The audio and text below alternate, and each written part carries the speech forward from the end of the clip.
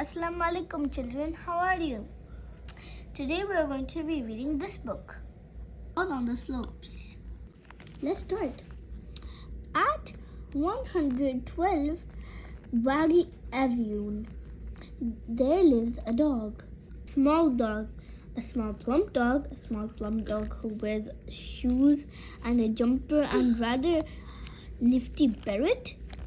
This dog is called Claude. Hello, Claude. He lives with Mr. and Mrs. Shiny Shoes and his best pal in the whole world, Sir Bobby Sock, who is both a sock and quite bobbly. Every day after Mr. and Mrs. Shiny Shoes have hot-footed it out of the door to work, Claude pops on his bed and goes on an adventure with Sir Bobby Sock. Where will they go today? One morning, it was a Tuesday. Claude woke up in rather a loud sort of a mood. Whistled loudly and he tied up his shoelaces and hummed loudly, and he smoothened his jumper down over his tummy. And he said, "Ooh, aren't you lovely?" loudly to himself while looking in a mirror. Loudly, in fact, that he blew the froth off the top of Sir Bobby's frothy coffee from the other side of the kitchen. The reason Claude was feeling so noisy today was because he and Sir Bobby Sock had spent the day before, which had been on Monday, at the library.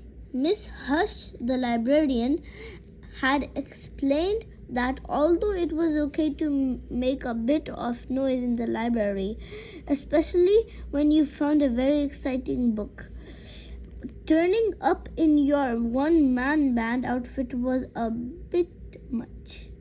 Then she had lost count of the number of times she'd had to remind Claude to use his nice indoor voice. By the end of the day, Sir Bobby Sock had needed a long lie down with a moist flannel. But that was yesterday, and now Claude needed a jolly new adventure to go on. "I think I'll go and get some fresh air," shouted Claude. And he did.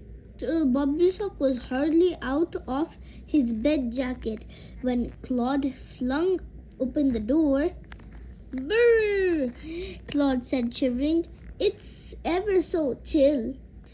But he didn't have a chance to finish his sentence because whoosh, bump, crash! Claude had slipped on a patch of ice and flown right across the street, landing with a bump on his bottom. Sir Bobby Sock gingerly picked his way over to see if Claude was all right. "What is all this slippery, wet, chilly stuff?" said Claude, looking at the blanket of white that covered the sheet. Then he realized it was snow.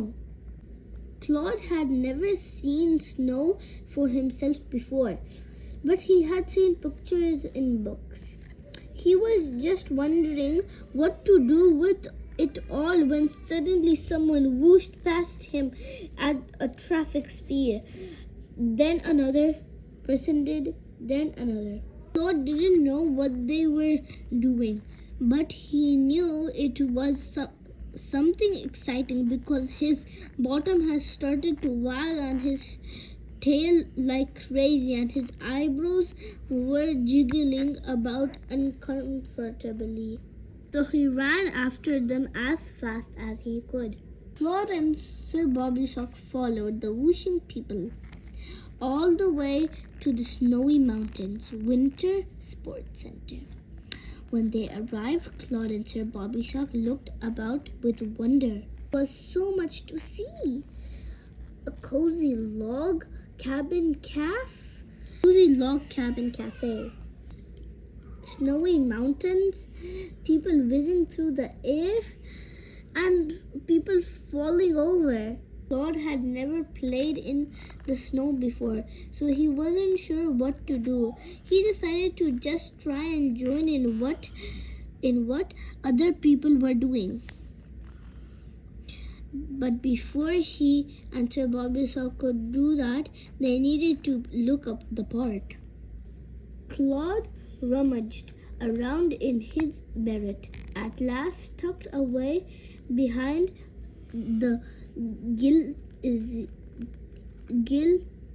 glitzy leotard Sir Bobby Sock liked to wear for his keep fit class. Claude found just the thing.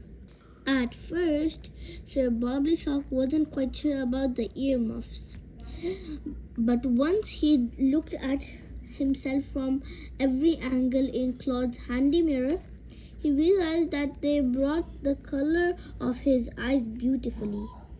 At last, Claude and Sir Bobby Sock were ready to join in the fun. Time we are going to read 30 more pages, inshallah. See you.